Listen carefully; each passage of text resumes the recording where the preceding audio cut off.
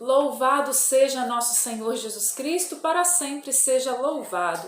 Rezemos juntos pelo sinal da Santa Cruz, livrai-nos Deus nosso Senhor, dos nossos inimigos, em nome do Pai, do Filho e do Espírito Santo. Amém. Vinde, Espírito Santo, enchei os corações dos vossos fiéis e acendei neles o fogo do vosso amor. Enviai-nos, ó Pai, o vosso Espírito, e tudo será criado, e renovareis a face da terra. Oremos. Ó Deus, que instruíste os corações dos vossos fiéis com a luz do Espírito Santo, fazei que apreciemos retamente todas as coisas segundo o mesmo Espírito e gozemos sempre de sua consolação, por Cristo Senhor nosso. Amém.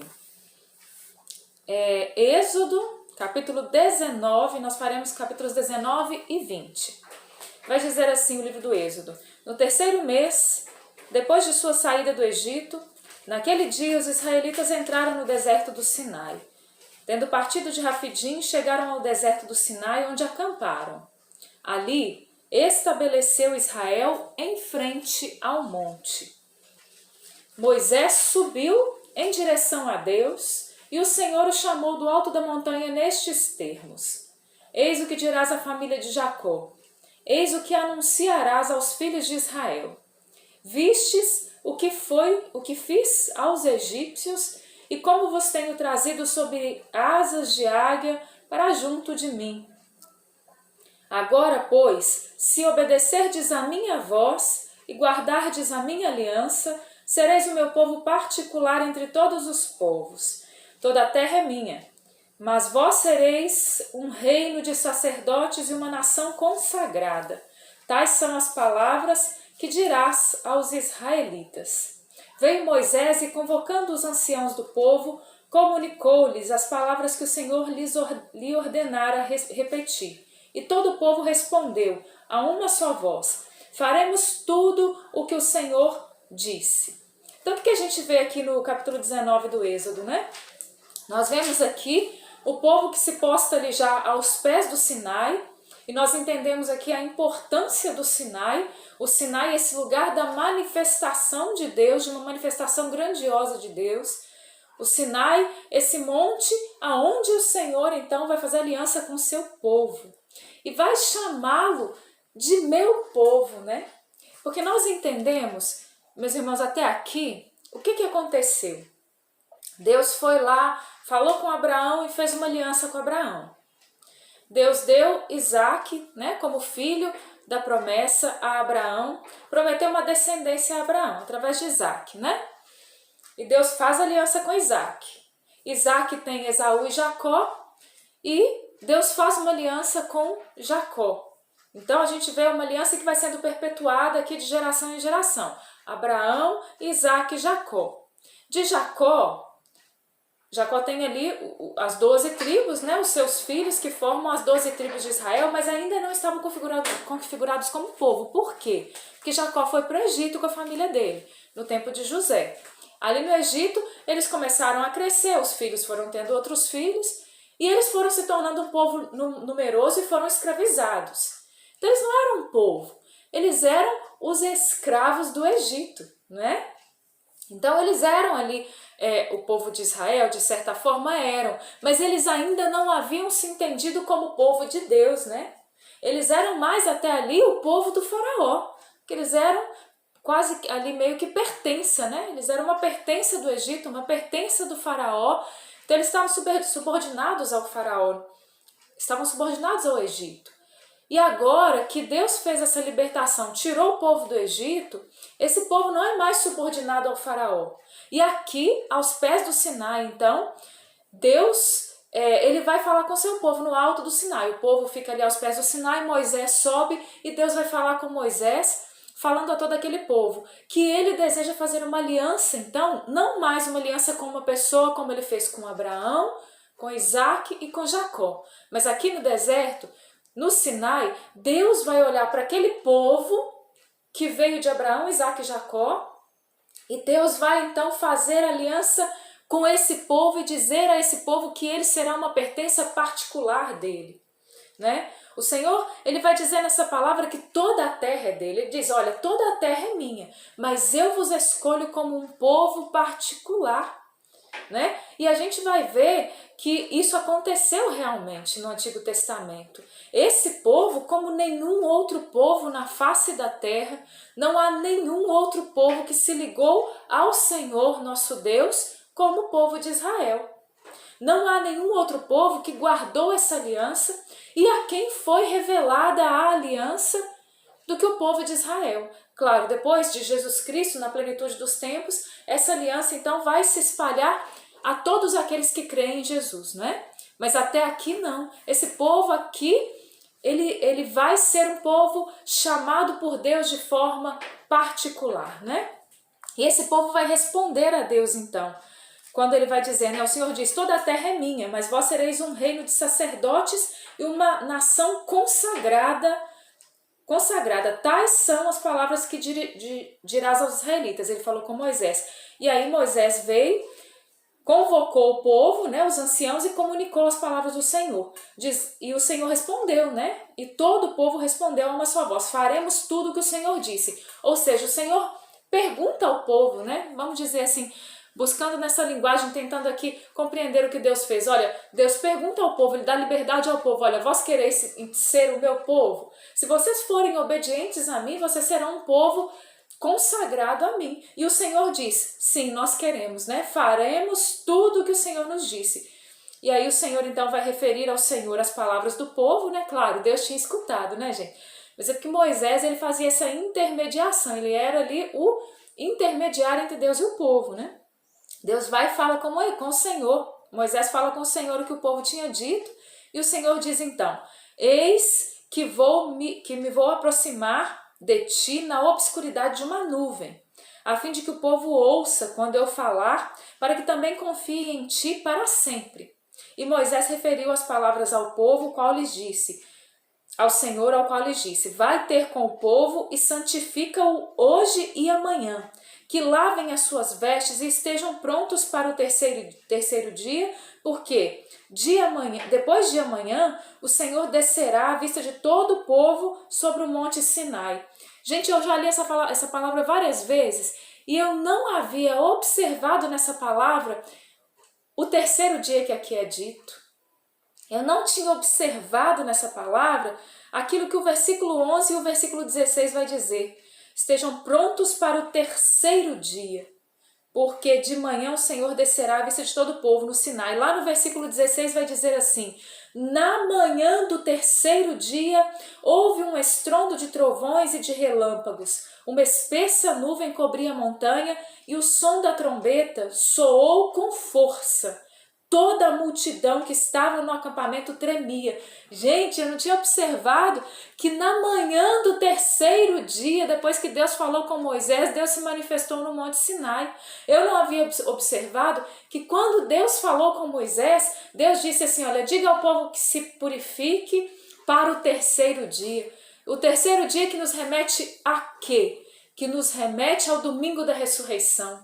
Jesus que se entrega na sexta-feira da paixão e que vai ressuscitar e dar vida nova à humanidade com a sua ressurreição ao terceiro dia, né? O Espírito Santo veio hoje falar ao meu coração sobre essa realidade, que assim como Deus se manifestou no Sinai ao terceiro dia, Jesus também ressuscita ao terceiro dia, né? Jesus vem aqui como um sinal de Deus, né, para toda a humanidade, para fazer uma nova aliança ao terceiro dia, né? A nova e eterna aliança. Então a primeira aliança foi feita no Sinai, ao terceiro dia que Deus falou. E a nova e eterna aliança foi feita com Deus e o povo ao terceiro dia, sendo concluído ali com a ressurreição de Cristo. Maravilha, não é? Continua então, dizendo, depois que diz que toda a multidão tremia, né? Moisés levou o povo para fora do acampamento ao encontro de Deus e pararam ao pé do monte. Todo o monte Sinai fumegava, porque o Senhor tinha descido sobre ele no meio das chamas. O fumo que subia era como uma fumaça de fornalha. Toda a montanha tremia com violência. O som da trombeta soava mais forte. Moisés falava e os trovões divinos respondiam. Então o povo ouvia a voz de Deus como trovões, não é? Aquele povo estava apavorado, na verdade. O Senhor desceu sobre o cume do monte Sinai e chamou Moisés do cume do monte.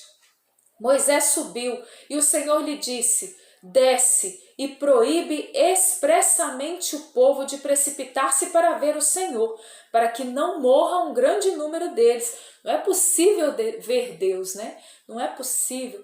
E não era possível, o povo morreria, né? Também os sacerdotes que são autorizados a se aproximar do Senhor, santifique-se, para que o Senhor não os fira. Moisés respondeu ao Senhor: o povo não poderia subir ao monte, pois vós nolo ordenastes expressamente, dizendo: fixa os limites ao redor do monte e declara-o sagrado. Vai, disse-lhe o Senhor, e desce. Subirás em seguida com Arão, porém não ultrapassem os limites, os sacerdotes e o povo, ao subir junto do Senhor, para não acontecer que ele os fira. Moisés desceu então ao povo e falou-lhe. Olha o versículo 20, né? O grande versículo 20 do livro do Êxodo. O grande versículo 20, onde Deus vai dizer, né, a Moisés os 10 mandamentos, vai dar ao seu povo a regra, né, de vida do povo, os 10 mandamentos, o decálogo. Gente, isso aqui, né, que foi dado a Moisés, se desde esse tempo esse povo tivesse obedecido a Deus e seguido os 10 mandamentos, gente, são 10 mandamentos. O que são 10 mandamentos? Uma criança de 2 anos, você ensina para ela a contar até 10, ela faz assim com a mãozinha, né, assim? Ela mostra as mãozinhas, 10, quando ela aprende a contar até 10, né? Deus deu 10 mandamentos só para o povo seguir. E hoje, depois de milênios e milênios e milênios, nós continuamos um povo de cabeça dura e recalcitrante, incapazes de viver 10 mandamentos. Meu Deus do céu! Que venha o Espírito Santo sobre nós, porque semana que vem nós celebramos Pentecostes, gente. Que venha o Espírito Santo sobre nós para abrir a nossa mente, o nosso coração, a nossa vida e nos fazer perceber que Deus não nos pede tanta coisa assim. Deus só nos pede para viver 10 mandamentos. Meu Deus, o que acontece com a gente que nós somos tão cabeça dura, né? 10 mandamentos que, se no tempo de Moisés tivesse sido vivido por aquele povo, se tivesse sido guardado pelo menos pelo povo da aliança, e se tivesse então na plenitude dos tempos, quando o Espírito Santo veio sobre nós e gravou essa lei no nosso coração e não mais em tábuas de pedra, nós tivéssemos deixado de ser um povo recalcitrante e cabeça dura, porque é que uma grande parte da humanidade vai perder o céu. Porque é que uma grande parte da humanidade perdeu já o céu, aqueles que já morreram tendo ferido os 10 mandamentos e foram para o inferno. Ah, Charlene, quem é que te falou isso? A igreja de Cristo me falou. A palavra de Deus me falou. Quem morreu no afastamento de Deus, porque feriu um dos 10 mandamentos, ou todos eles, ou alguns deles, não pode ir para o céu. Não sou eu que estou falando, eu não sou juíza, gente. Tem gente que vê a gente falando isso e fala assim: você é juíza, você acha que você... Não, a igreja, essa daqui que nós estamos estudando no YouCat, né? Acompanhe lá. Dentro da nossa página tem aí uma playlist que é Estudando o Catecismo. Lá tem a doutrina católica. Não estou falando nada de mim mesmo porque eu não sei nada. É a doutrina católica que nos fala, é a palavra de Deus que nos fala. O Senhor dizia para o povo: olha, se vocês me obedecerem, a gente leu isso aqui? Nós lemos isso aqui. No versículo 5 do capítulo 19 diz: agora, pois, se obedecerdes à minha voz. Existe uma condição que não é dada por mim, e digo a você, nem mesmo foi dada pela igreja, porque quando teve o Antigo Testamento, na igreja não existia ainda. Então foi dado pelo próprio Deus no Sinai. Se obedecerdes à minha voz e guardardes a minha aliança, sereis o meu povo em particular entre todos os povos. Se nós obedecermos o Senhor e guardarmos a aliança do Senhor, nós seremos um povo particular, de tal forma que nós iremos morar com Ele no céu. É simples assim. Mas se nós não queremos guardar a aliança, não queremos obedecer a Deus, não queremos viver o mandamento, se nós insistimos em permanecer no erro, nós vamos nos afastar por nós mesmos, gente. Não é Deus que nos vai afastar, não. Nós vamos nos afastar. daquilo que Deus tem para nós, né? Então o Senhor pronuncia essas palavras: eu sou o Senhor teu Deus, que te fez sair do Egito, da casa da escravidão, lá no capítulo 20. Não terás outros deuses diante de minha face. Não farás para ti escultura nem figura alguma. O que está em cima nos céus, ou está embaixo sobre a terra, ou nas águas, ou debaixo da terra, nas águas debaixo da terra. Não te prostrarás diante delas e não lhes prestarás culto. Eu sou o Senhor teu Deus, um Deus zeloso, que vingua a iniquidade dos pais nos filhos, nos netos e nos bisnetos daqueles que me odeiam. Que o Senhor nos livre de todo mal e nos santifique e quebre as cadeias que nos vieram pelos nossos familiares, gente. Misericórdia, né? Porque isso vai sendo passado de pai para filho, já reparou isso? Existem pecados que são graves, muitas vezes na nossa árvore genealógica, que vão sendo passados para nós. Uma família que vai desobedecendo a Deus e vai passando de pai para filho, para neto, uma coisa medonha, né? Que nós rompamos com esse ciclo e nós santifiquemos a nossa vida, gente. Ou nós queremos continuar passando os mesmos pecados agora para os nossos filhos, né? Mas eu quero também dizer aqui o versículo 6. Mas ele usa de misericórdia até a 1000ª geração com aqueles que me amam. Olha só, mas uso de misericórdia até a 1000ª geração. Então aqui ele não está falando mais de pai para filho, para neto e bisneto, não. Ele não está falando aqui de 5 gerações, não. Ele está falando aqui que ele usa de misericórdia até a 1000ª geração com aqueles que me amam e guardam meus mandamentos. Ah, Charlene, a gente tem muito medo, né? Das maldições que vêm de família e desses erros e vícios e pecados e demônios muitas vezes que vão acompanhando, né, as nossas famílias. Mas se você decide ser santo, se você começa a lutar pela santidade, se você quebra os vícios da sua família, se você quebra os males da sua família, se a sua família viveu grandes erros e você vai quebrando na sua vida, Deus vai abençoar a sua família até a 1000ª geração. Bendito seja o nome do Senhor. Gente, Deus é fiel e o bem é maior do que o mal. Nós precisamos entender isso. Não são 5 gerações que vão ser prejudicadas pelo pecado de um aqui, não. Aqui, pela santidade de 1000 gerações serão beneficiadas. Então, eu bendigo ao Senhor se na nossa família houveram santos. Eu tenho convicção que na minha família houveram santos e eu me apego, inclusive eu peço a intercessão. Não sei se você tem o costume de fazer isso, mas eu tenho o costume de fazer isso. Muitas vezes eu rezo e peço a todos aqueles da minha árvore genealógica que conseguiram se santificar, que eles intercedam por mim.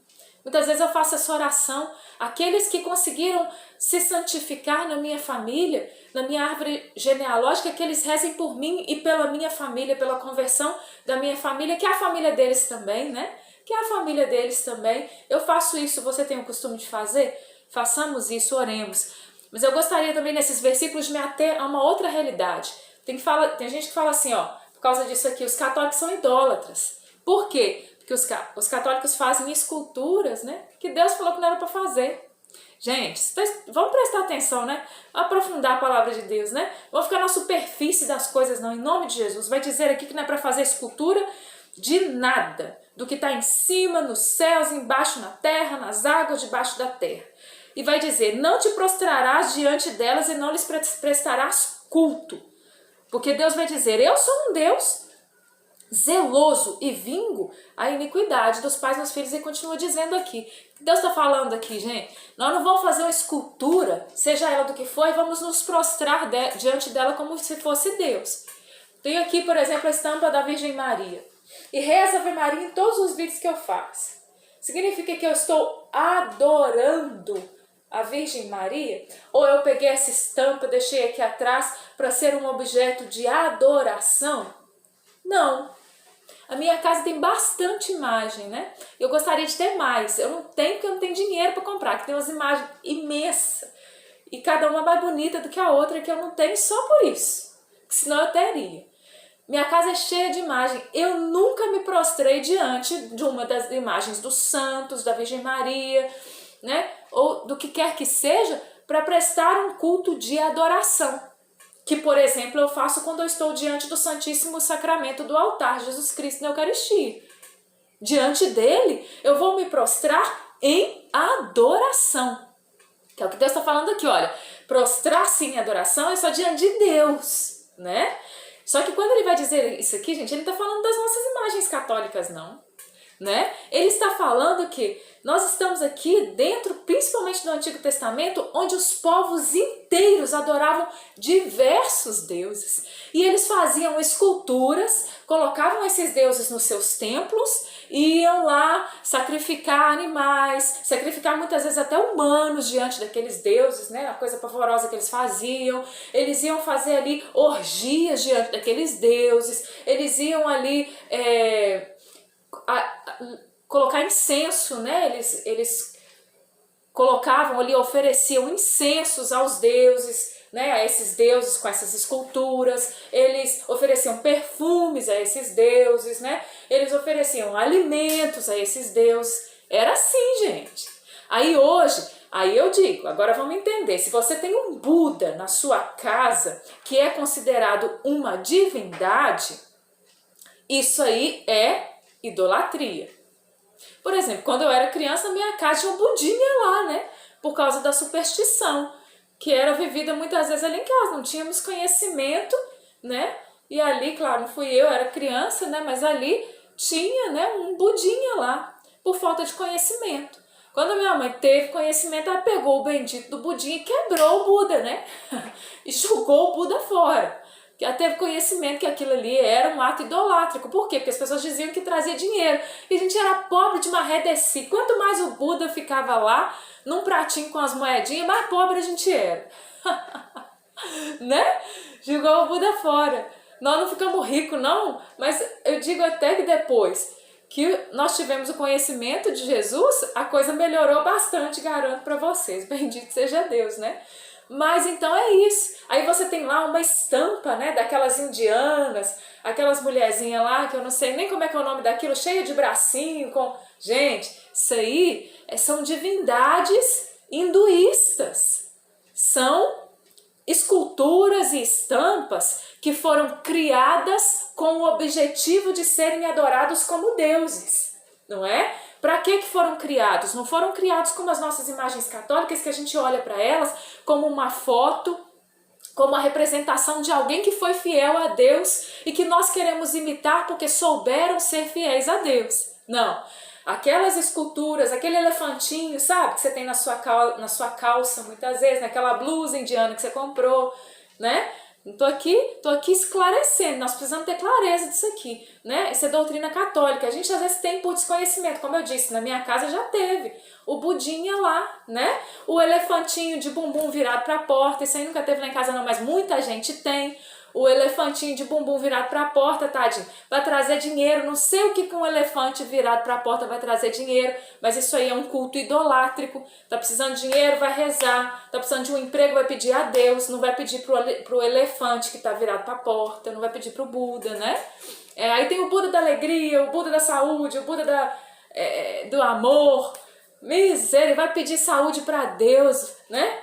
Tá precisando aí, sei lá do que você tá precisando, pedir para Deus, né? Pedir pro Buda.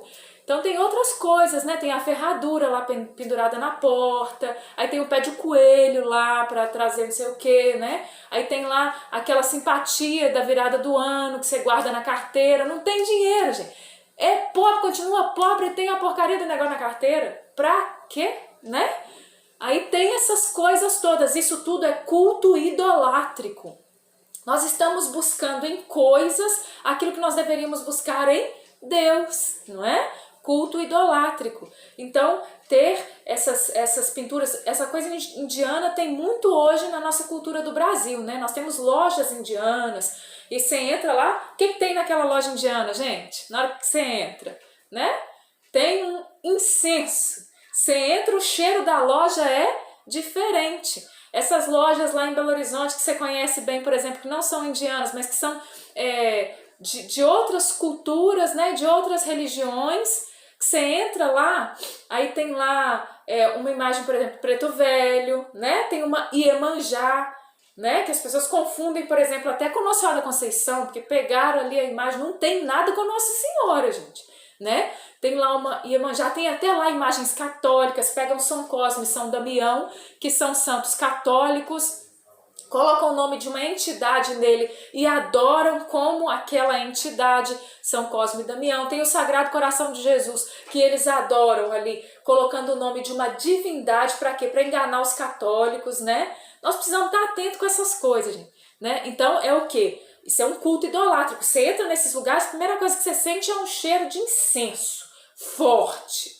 Desconfia, né? Quando você entra lá, tem aquele perfume muito cheiroso. Inclusive, muitos de nós compramos aqueles palitinhos de incenso indianos que foram confeccionados para adorar divindades indianas, né?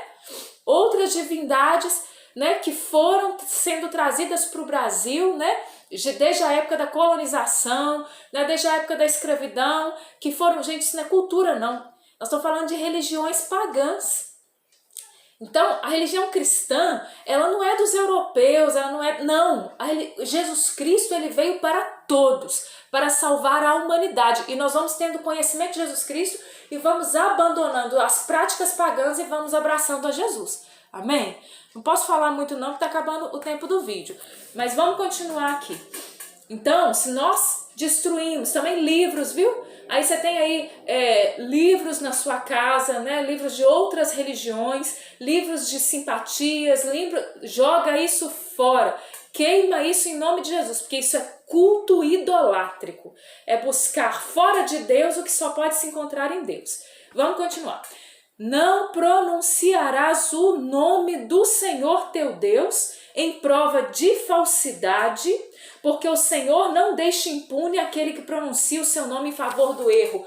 Gente, que maravilha a tradução desse capítulo 7. Por quê?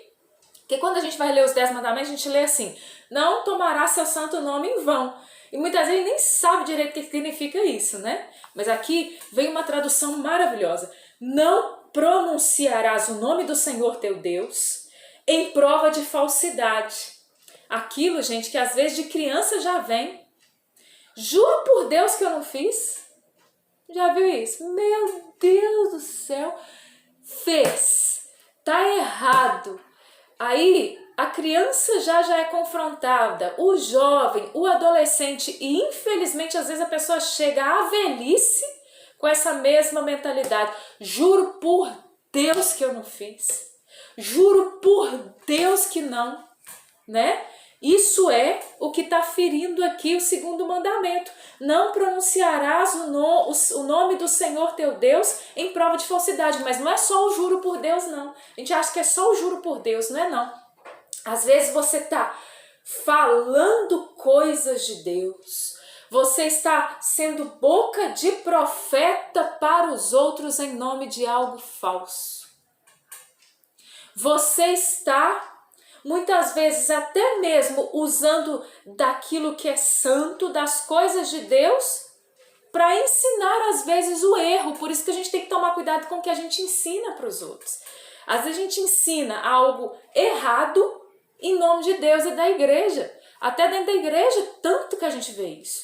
Então nós temos que tomar cuidado, porque isso aí é pegar o nome de Deus e usar o nome do Senhor em prova de falsidade. Deus não disse aquilo, a igreja não disse aquilo, porque obviamente a igreja, a gente sabe, 2000 anos de história, gente. Não tenha dúvida de que a doutrina católica é a sã doutrina. Não vou nem discutir isso aqui agora, porque eu também não tenho tempo. Mas aí pega e fala da sua cabeça coisas ao léu. Por isso que a gente tem que tomar cuidado com as falsas religiões, né? Que você entra ali e a pessoa fala um monte de coisa na sua cabeça que ela deseja. Mas nós mesmos temos que tomar cuidado com a nossa língua, né? Porque às vezes a gente profere com a nossa língua e toma cuidado, por quê? Porque a boca fala do que o coração está cheio. Então, hora ou outra você vai escorregar na sua palavra. Hora ou outra você vai acabar, você que fala em nome de Deus, falando bobagens em nome de Deus. Ou até mesmo ferindo o nome de Deus gravemente. Então, não pronunciarás o nome do Senhor teu Deus em prova de falsidade, porque o Senhor não deixa impune. Não vamos pensar que vai ficar impune, não. Aquele que pronuncia o seu nome em favor do erro. Quero fazer um parêntese aqui, gente. Tem gente que fala assim, nossa, que absurdo, que povo mais... Me desculpe dizer, mas no ano passado teve carnaval e arrastaram Jesus pela avenida. No Brasil, o país mais católico do mundo. Pegaram Jesus e colocaram o diabo, o capeta, Satanás, arrastando Jesus derrotado na avenida. Esse ano não teve carnaval, me perdoem dizer. Mas o Senhor não deixa impune aquele que pronuncia o seu nome em favor do erro. Vamos continuar. Lembra-te de santificar o dia de sábado. Trabalharás durante 6 dias e farás toda a tua obra, mas no 7º dia, que é um repouso em honra do Senhor teu Deus, não farás trabalho algum. Nem tu, nem teu filho, tua filha, teu servo, tua serva, teu animal, nem o estrangeiro que está dentro dos teus muros. Porque em 6 dias o Senhor fez o céu e a terra, o mar e tudo que neles há. E repousou no 7º dia. E por isso o Senhor abençoou o dia de sábado e o consagrou. Aí você fala assim, te peguei, Charlene. Porque os católicos não guardam o dia de sábado, né?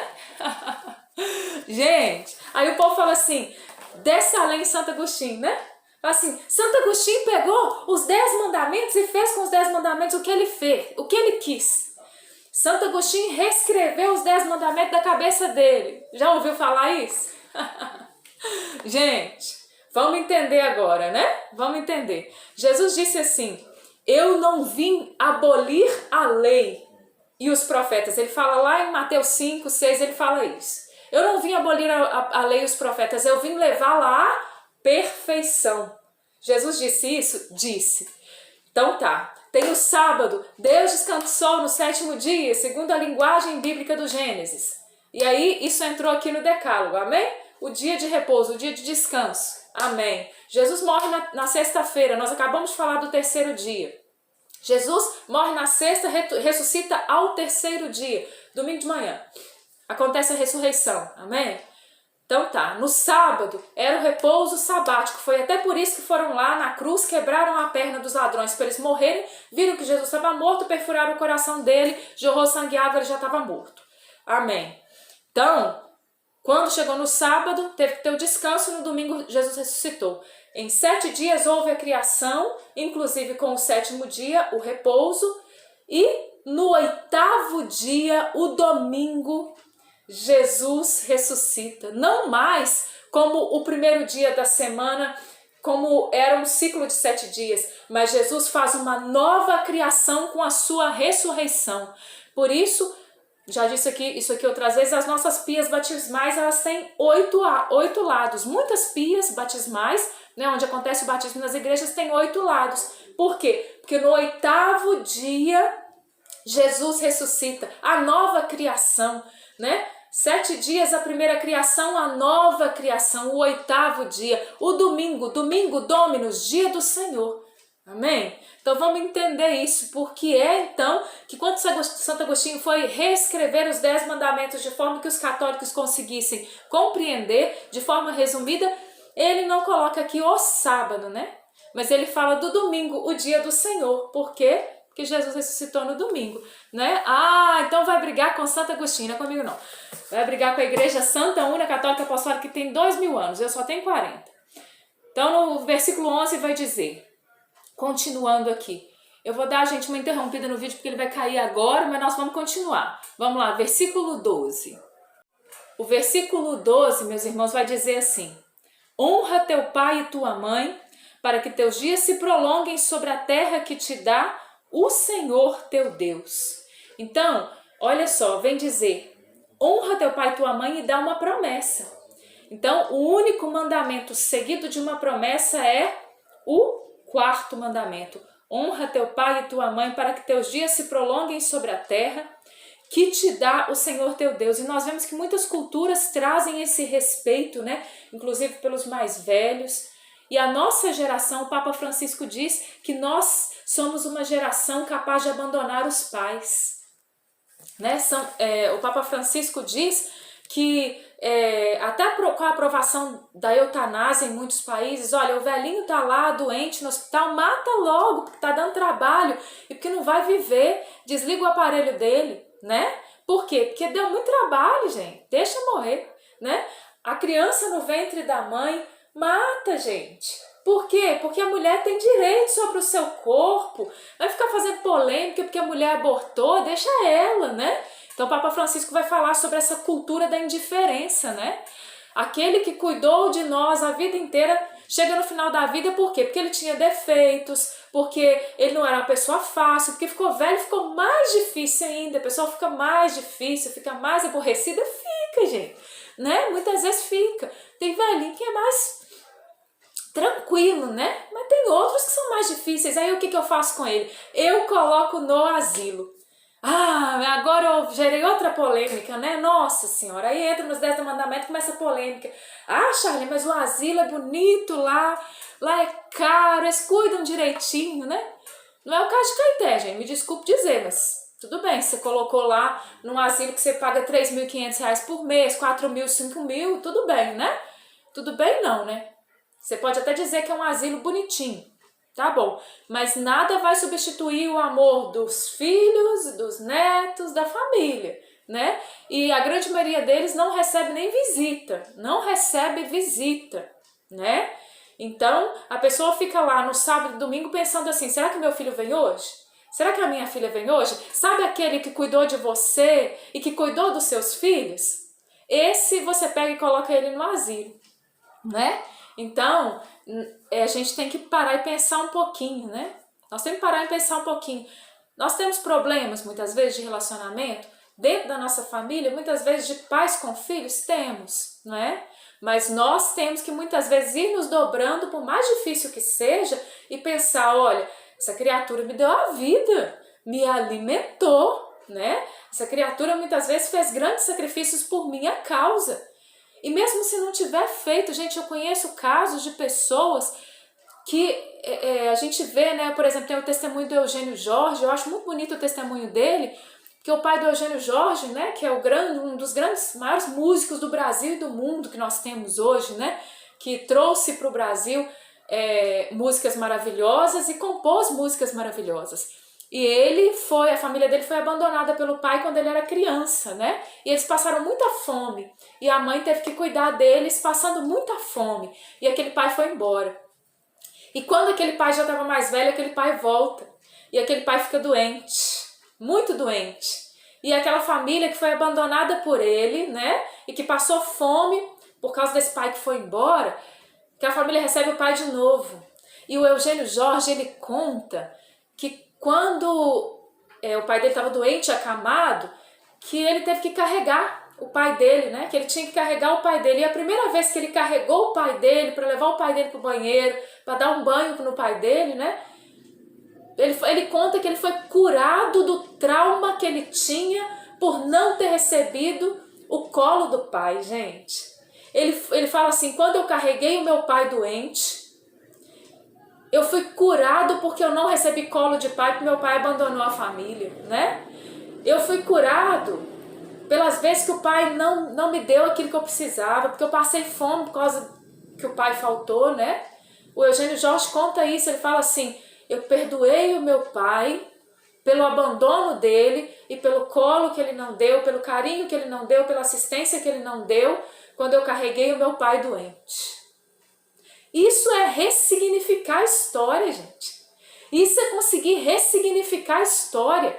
É carregar e dar banho no pai, que você passou fome porque ele foi embora. Você passou dificuldade porque ele foi embora, né? Então eu acho esse testemunho do Eugênio Jorge maravilhoso.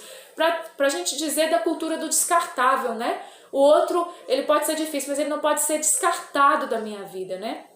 Nós vamos ter problemas, muitas vezes, vamos ter, né?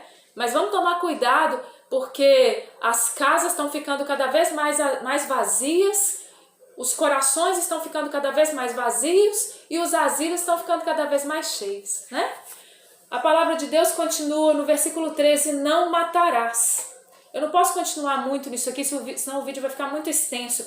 Não matar com as palavras, porque a gente mata o outro com as palavras. A gente mata o outro, gente, com as nossas atitudes. Às vezes não fisicamente, ou às vezes até fisicamente, porque o sofrimento pode gerar até a morte do outro, que a pessoa fica doente, né? Então nós matamos o outro com a nossa conduta, nós matamos o outro com as nossas palavras, nós matamos o outro com tantas realidades que nós fazemos contra o outro, né? Com o nosso desamor, nós matamos o outro mesmo.